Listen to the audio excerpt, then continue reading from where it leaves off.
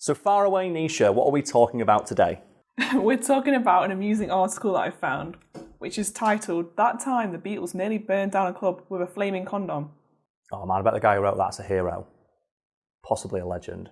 Contrary to the squeaky clean image presented of the band later in their career, the Beatles actually began their life playing hard rock songs in German strip clubs. So, one of which they apparently tried to burn down with a flaming condom. When you mention the Beatles, people usually have like one or two images of them.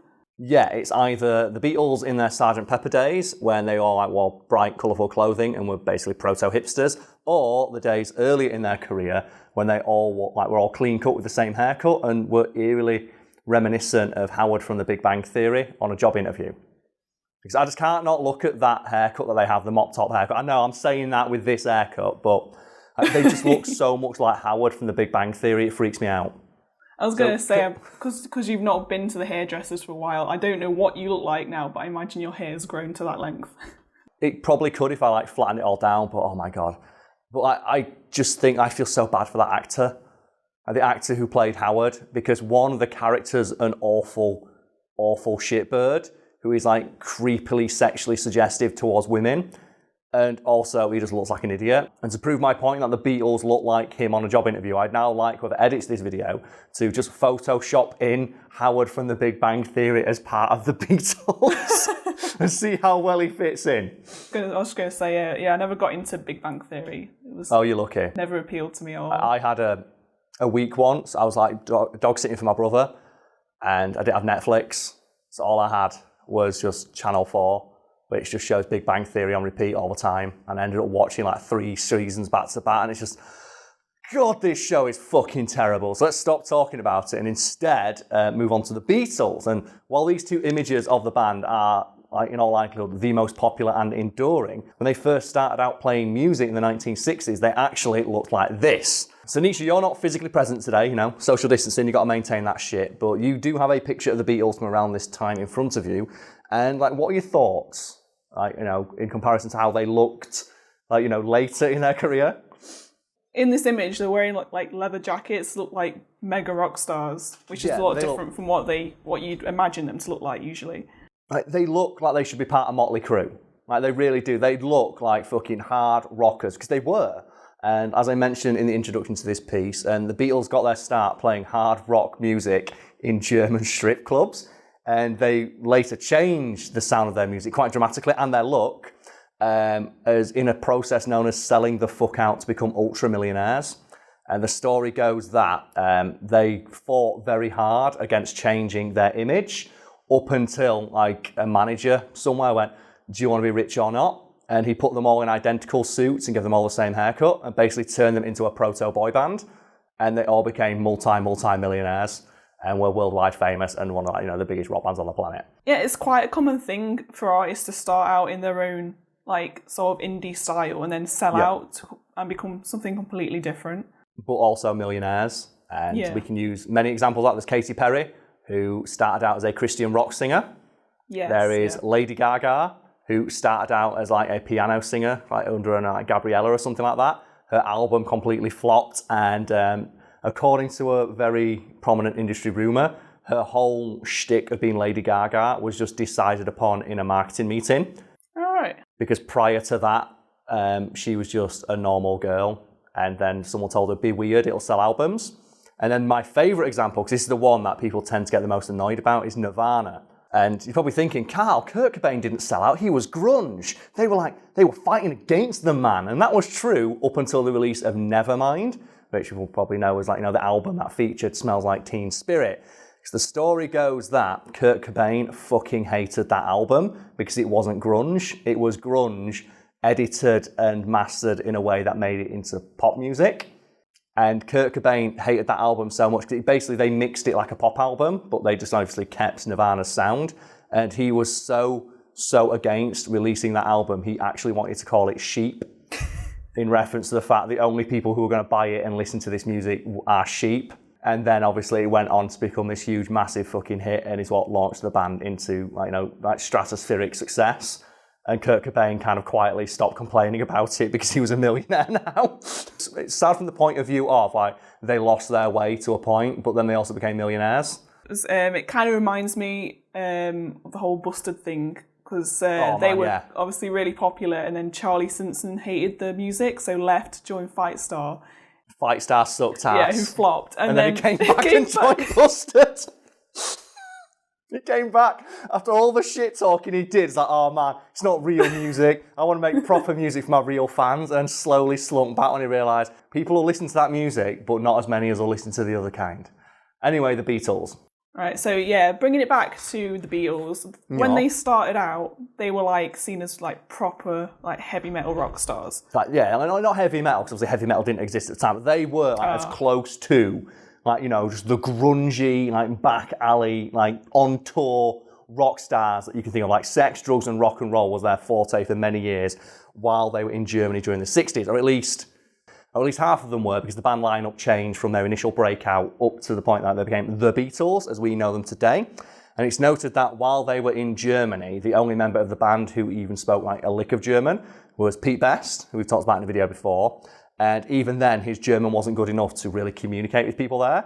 And what happened was the Beatles were basically given carte blanche to play whatever the fuck they wanted, as long as what they played was loud. So what they would do is just go on stage for a couple hours a night and just play guitar as loud as they could, and generally just indulge themselves in all the facets of rock star life people were familiar with, like, you know, sleeping with prostitutes, taking copious amounts of drugs and drinking all the time. And there are theories out there that one of the reasons that the Beatles became such polished musicians is because they basically played like 3 hours a day, every day on stage for several years straight, which allowed them to just hone their performing skills to the point where they became the fucking Beatles. Yeah, when I imagine the Beatles, I can't imagine them like playing like rock music like that 3 hours every day, and then like taking on the party sort of lifestyle, drinking drugs. It's something you'd see the Motley Crue doing, like that film The Dirt. Oh, that feels so good. And that's what you imagine, isn't it? Yeah, like when you're thinking like, oh no, the hard party and hard rocking lifestyle, you think of people like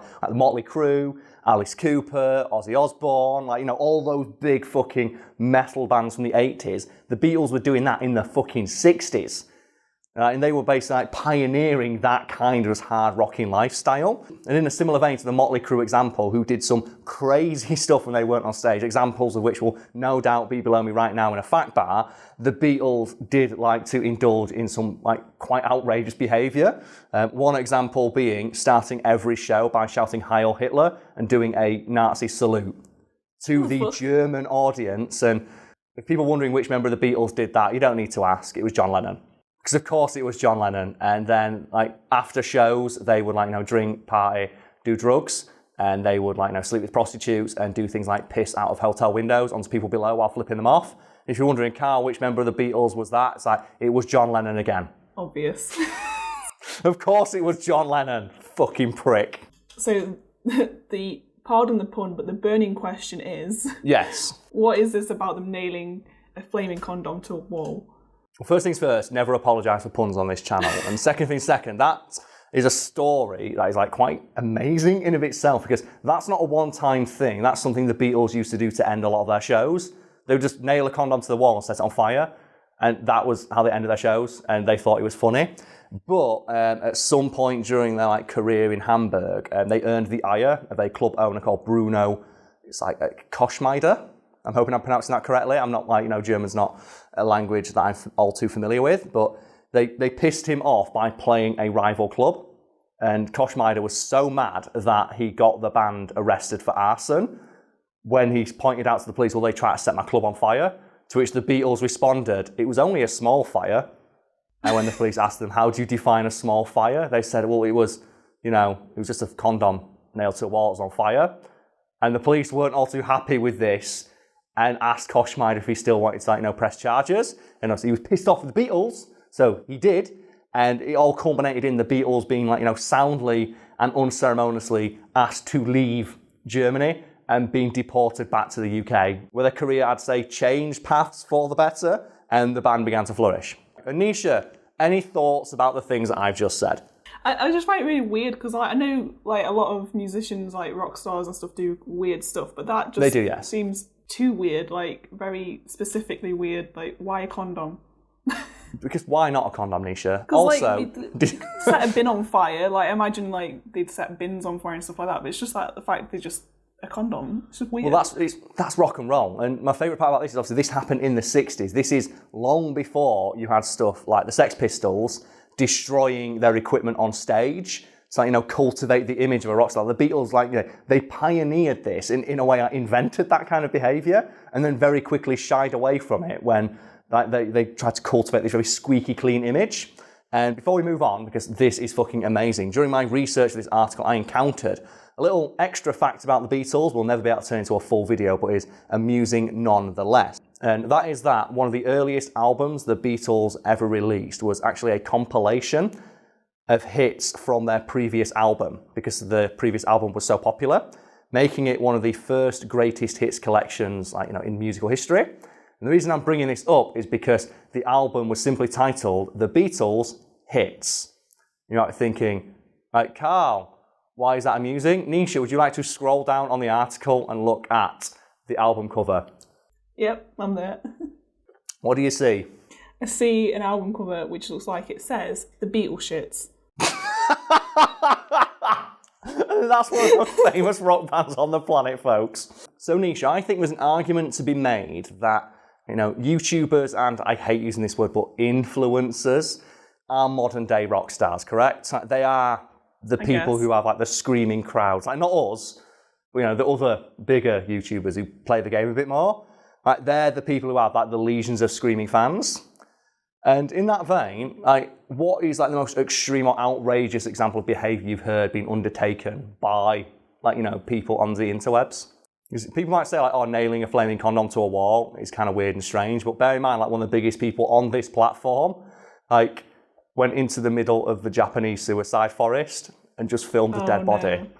Think about that. That's crazy. I tried to forget that happened. But can you imagine if a band did that back in the day? And I'm wondering now, if you fast forward 20, 30 years, will stuff that people were morally offended by be stuff that we talk about? It's pretty cool when they did it though, right? So I'm guessing at the time, people were pissed off at the Beatles going on stage and doing big old Heil Hitler salutes while getting pissed and slamming prostitutes. But the band's legacy is so fairly secured now that stuff like that, which would you think would be a huge thing people would talk about all the time, is barely a footnote. And I'm curious, is the reason you can get away with stuff like that is just being good enough? If you're successful enough, can you get away with shit like that happening earlier in your career or at the height of it? Well, we know one of the most famous YouTubers used racist language all the time, yeah. Still has the hugest following that I know of. It's probably changed a little bit, but well, YouTube released a video celebrating that he got 100 million subs. I used to watch him, but then ever since he started doing shit like that, I just haven't watched any of his stuff. And when I did look at what he was making recently, it's just, there's no effort there. It's like he's just can't be bothered. He's just making videos for the sake of it because he knows people will watch them. And with that, you can draw a direct parallel to what we spoke about earlier, where bands and stuff early in their careers, oh man, we're going to play it for the music. It's creativity. You can't hamper that. And then they get offered millions of dollars and sell the fuck out, and they just go through the motions because, I'd rather do that and be rich. But I think saying I'd rather cry in a Ferrari than out on the street. That reminds me a little bit of a great quote I heard uttered by one Lucas from the channel, where we were just casually hanging out with some friends, and a mutual friend of ours went, "Oh man, has anyone seen John Tron's latest video?" To which Lucas responded without even thinking, "No, but I've seen his racist tweets."